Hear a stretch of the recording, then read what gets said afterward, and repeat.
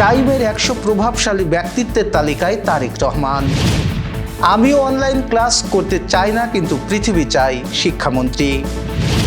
জেলা প্রশাসকের কার্যালয়ের সামনে নিষিদ্ধ ছাত্রলীগ যুবলীগের মানববন্ধন। মন্ত্রিসভার আকার ছোট করলেন মালদ্বীপের প্রেসিডেন্ট। আন্তর্জাতিক ক্রিকেটকে বিদায় রুবেলের। দর্শক, গ্রামের কাগজের সকালের সংবাদে আপনাকে স্বাগত। আপনাদের সাথে আছি আমি এস.এম. আরিফ। শুনছিলেন প্রধান শিরোনাম, এছাড়াও রয়েছে রাশিফল। এবার চলুন যাওয়া যাক মূল আয়োজনে। বিশ্বখ্যাত সাময়িকী টাইম প্রকাশিত বিশ্বের 100 প্রভাবশালী ব্যক্তিত্বের তালিকায় স্থান পেয়েছেন বিএনপির চেয়ারম্যান ও বাংলাদেশ সরকারের প্রধানমন্ত্রী তারেক রহমান। বুধবার টাইমের ওয়েবসাইটে এই তালিকা নিয়ে একটি প্রতিবেদন প্রকাশ করা হয়। প্রতিবেদনে লিডার ক্যাটাগরি স্থান পেয়েছেন তারেক রহমান। প্রতিবেদন অনুযায়ী দীর্ঘ সময় নির্বাসনে থাকার পর বাংলাদেশের রাজনীতিতে তারেক রহমানের প্রত্যাবর্তন এবং সাম্প্রতিক রাজনৈতিক সক্রিয়তা তাকে এই তালিকায় জায়গা করে দিয়েছে। প্রতিবেদনে বলা হয়েছে, তিনি দীর্ঘদিন যুক্তরাজ্যের লন্ডনে নির্বাসিত জীবন কাটান। পরে দেশের রাজনৈতিক পরিস্থিতির পরিবর্তনের পর তিনি আবারও রাজনৈতিক অঙ্গনে প্রভাবশালী অবস্থানে ফিরে আসেন। প্রতিবেদনে আরও উল্লেখ করা হয়, 2024 সালে বাংলাদেশের স্বৈরাচারী প্রধানমন্ত্রী শেখ হাসিনার ক্ষমতাচ্যুতির পর বাংলাদেশের ক্ষমতার সমীকরণে বড় ধরনের রদবদল আসে। এই প্রেক্ষাপটে তারেক রহমানকে বিরোধী দলীয় রাজনীতির একজন কর্মী থেকে সম্ভাব্য জাতীয় নেতা হিসাবে সামনে নিয়ে আসে। আমি অনলাইন ক্লাস চাই না, কিন্তু পৃথিবী চাই, আমাদেরও সেই পথে এগোতে হবে বলে জানিয়েছেন শিক্ষামন্ত্রী ডক্টর আ.ন.ম ইহসানুল হক মিলন। বুধবার এসএসসি ও সমমানের পরীক্ষা উপলক্ষে সিলেট বিভাগের কেন্দ্র সচিবদের সঙ্গে মতবিনিময় শেষে তিনি এই কথা জানান। ডক্টর আ.ন.ম ইহসানুল হক মিলন বলেন, মধ্যপ্রাচ্যে যুদ্ধের কারণে তেলের যে সংকট সৃষ্টি হয়েছে, সেটার কারণে স্কুলে আমরা অনলাইন অফলাইন করছি, সেটা নিয়ে ব্যাপক সমালোচনা। প্রধানমন্ত্রীর নির্দেশে আমি স্টেক হোল্ডারদের সঙ্গে বসলাম। প্রায় 700-800 স্কুলের শিক্ষক, প্রধান শিক্ষক, ছাত্রছাত্রী, অভিভাবকদের সঙ্গে মত বিনিময় করলাম। একজনও অনলাইন ক্লাস চাই না। আমি কি চাই? আমিও চাই না, কিন্তু পৃথিবী চাই। এ সময় কোচিং সেন্টারগুলোতেও আইনের আওতায় আনার উদ্যোগের কথাও জানান শিক্ষামন্ত্রী। একই সঙ্গে ইংলিশ মিডিয়াম ক্লাসগুলোকে সরকারি নিয়ন্ত্রণে আনার পরিকল্পনার কথাও উল্লেখ করেন তিনি। চট্টগ্রামে জেলা প্রশাসকের কার্যালয়ের সামনে নিষিদ্ধ ঘোষিত ছাত্রলীগ ও যুবলীগের নেতাকর্মীদের একটি মানববন্ধনের ভিডিও সামাজিক যোগাযোগ মাধ্যমে ছড়িয়ে পড়েছে। বুধবার ভিডিওটি ফেসবুক ভাইরাল হয়। ভিডিওটি শেয়ার করেন নগর ছাত্রলীগের সাবেক যুগ্ম সাধারণ সম্পাদক গোলাম সামদানি জনি, যিনি বর্তমানে নিজেকে যুবলীগের নেতা হিসেবে পরিচয় দেন। তিনি গণমাধ্যমকে জানান, বুধবার সকাল 7:30 থেকে 8টার মধ্যে এই মানববন্ধন অনুষ্ঠিত হয়। পুলিশ সূত্রে জানা গেছে, নগরের কোতোয়ালি এলাকার কোর্ট হিলে অবস্থিত জেলা প্রশাসকের কার্যালয়ের সামনে এই কর্মসূচি পালন করা হয়। তবে এটি ঠিক কখন সংগঠিত হয়েছে তা এখনও নিশ্চিত করা যায়নি।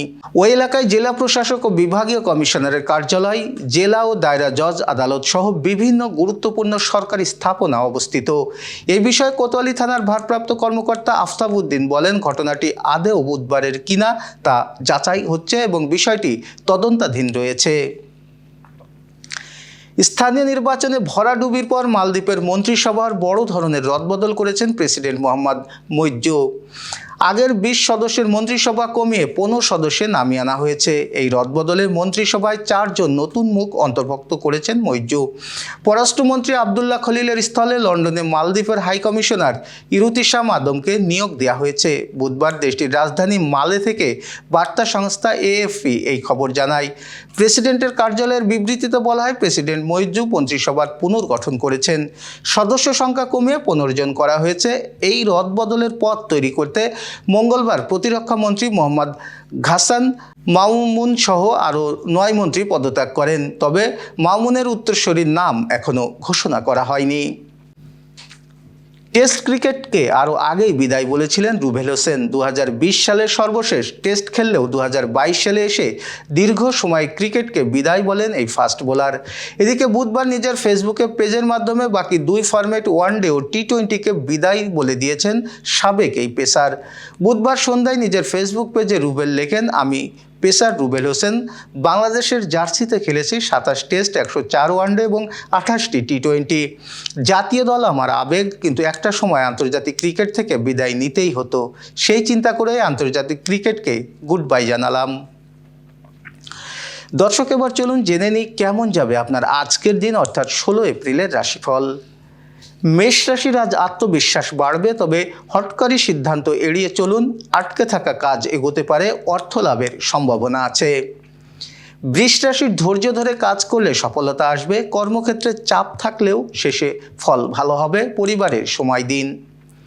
মিথুন রাশির নতুন সুযোগ আসতে পারে, মূল্যবান কিছু পাওয়ার সম্ভাবনা আছে। যোগাযোগে সতর্ক থাকুন।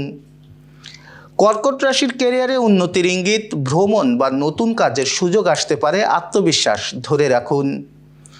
সিংহ রাশির কিছুটা অস্থিরতা থাকতে পারে, তবে পরিকল্পনা করলে সফল হবেন। সম্পর্কের ক্ষেত্রে খোলামেলা কথা বলা জরুরি।